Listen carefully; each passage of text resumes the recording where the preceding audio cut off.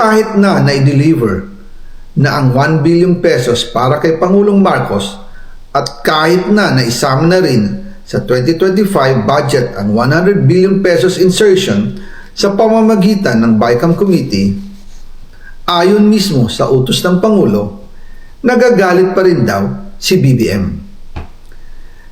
Kaya noong February 2025, sumulat po ako ng isang confidential letter kay Pangulong Marcos. Doon ko ipinaliwanag na ginagawa ko lang ang mga utos niya tungkol sa mga insertions na sinasabi niyang hindi na raw niya makilala.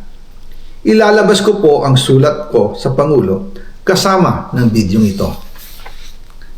Si Yusek Jojo Cadiz ang nag-ayos ng aming meeting noong March 2025 sa 1201 Aguado Street, tapat ng Malacanang Gate 4. Pero sa halip na kumalma ang Pangulo, lalos lang siyang nagalit.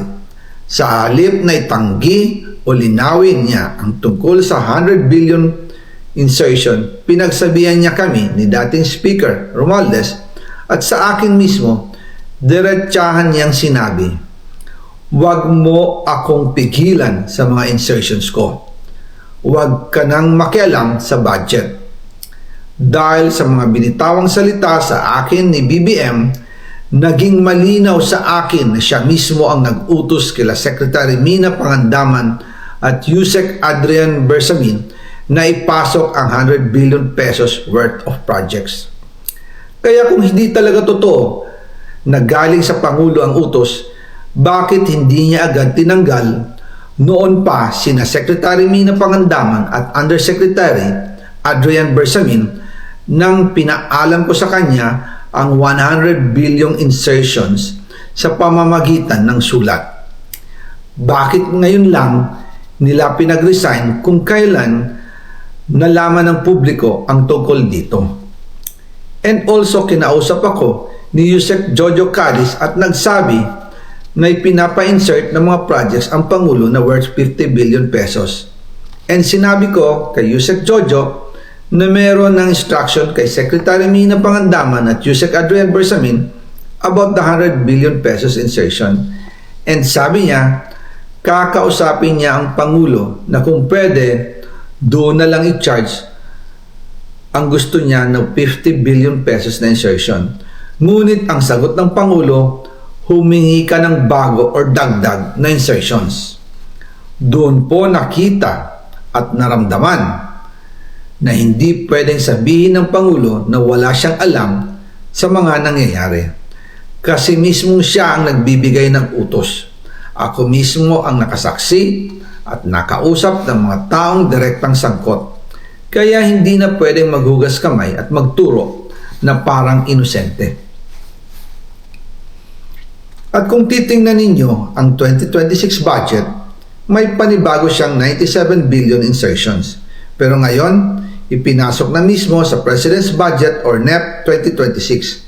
Yan po ang kinumpirma ni Secretary Manny Bunoan na may instructions ang Pangulo na magpasok ng 100 billion ulit sa President's Budget. Kaya wala na siyang pwedeng ipamigay. Ito ay nalaman ko noong May 2025 sa meeting namin kasama si dating Speaker Romualdez sa number 30 Tamarind Street, Forbes Park. Kaya nang nadiskubre ng House of Representatives ang insertion sa flood control sa 2026 budget, ibinalik namin ang DPWH NEP 2026 dahil mali na ito at panibagong flood control projects na naman. Hindi lang po ang Pangulo ang may insertion sa budget. Pati po si Congressman Sandro Marcos, meron din pong pinapasok taon-taon. Noong 2023, may 9.636 billion pesos. Noong 2024, 20.174 billion pesos. At nitong 2025, 21.127 billion pesos. Lahat-lahat, ang kabuuan ay 50.938 billion pesos. At bawat taon po, sa tuwing dumarating ang BICAM budget process, lagi po may utos si Congressman Sandro na ipasok ang mga proyekto niya. Nalaman ko na lang sa mga contractor na galit siya sa akin nung pinag-uusapan na ang 2025 GAA budget. Ang sabi daw niya, ipatatagal ako at magpa-file ng maraming kaso laban sa akin.